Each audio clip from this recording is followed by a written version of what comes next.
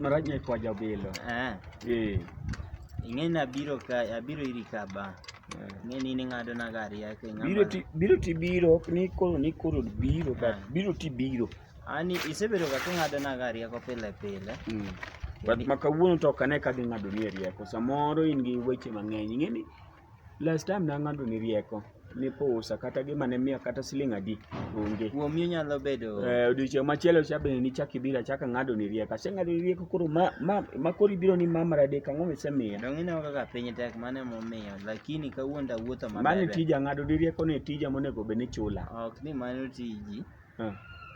Ji konyore wan osiepe. To kare dhi wa iri ng'ama ok nyal ginene ng'ado ni rieko kata ng'at ming'ene ok nyal kwayi pesa. Nyaka konya nikech gima matindo nyaka yud ni kawuono. Koro an ka biro ka. Ng'e yuor joko nyango mama nodhiere gweng' mano kasa wacha. Wuodo nyango nyolo? Ni yae nyathi jaber ndalo ni kalo nyakwacha ber.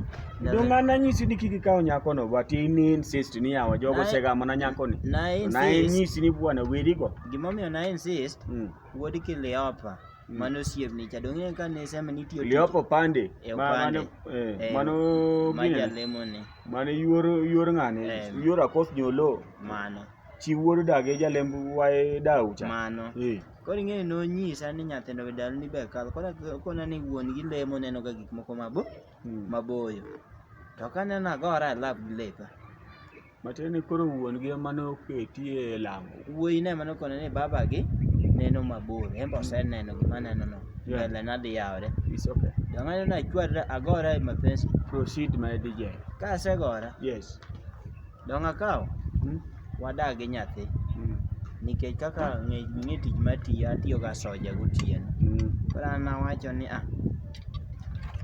nyoche ka nyombo kanyal kawo off to pod an gi wendo wawe ati mondo ka yudo thuolo kabiro kawo ang'e tim nyathini e ot koro ibiro kawo fully off koro ka kawo off you only took off yes but you are now going to take fully off yes koro kana abiro mabiro e ot anindo chieng' mokwongo ayueyo maber lakini nayudo ka abwo tanda kama gi chien ng'ich kare nyathini wolach nyathi manogam nini nyathi mogamna ni ko ng'eni kare ne nigi nyathi be miluongo na apuoyo ne pod okano kawagi min apuoyo wolach ba nyathino layo oketa sombra ka jomate lachok rach koro ing'eni awacho ni wavumilia ng'ama dichuo vumilia samoro dipoko opusarende the second day watimo sleeping mana maber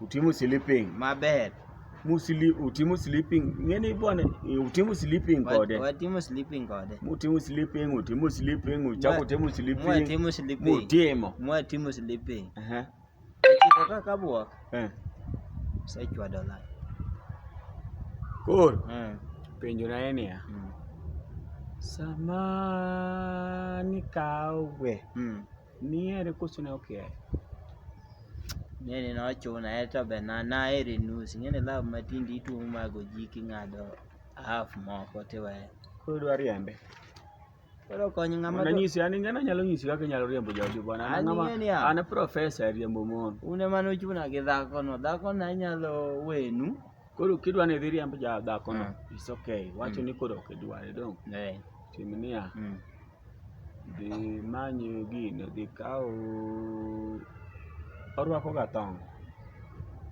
mana to ng'e nyaka orwaki bas en gi thong adi auchiel koro kaw adek mogik to kaw nus ema nyisi kaw adek tiweni adek go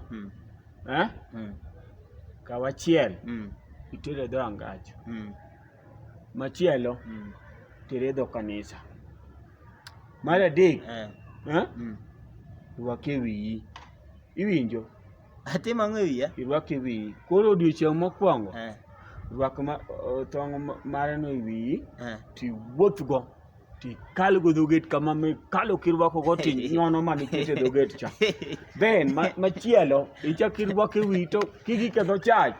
Ichak nyono mani kete dho kanisa cha tidonjo go de chach. Kata indiye na bigini gini kora bio firi kama itiye cha. Kama ini kijotelo na biro gi such a thing. Dong ang'eyo gima timi. To ka okidwa wach ni an gima nyalo advice ke mokalo manonge. Ka ok inyal werigo kidwaro tim gima nyisi no. An ajuoga maduong' e area ni dong' ng'eyo gik masetimo ng'eny. Eri kata gi wach love no be nikech ok ane kinyalo konyo. Fuok achiel.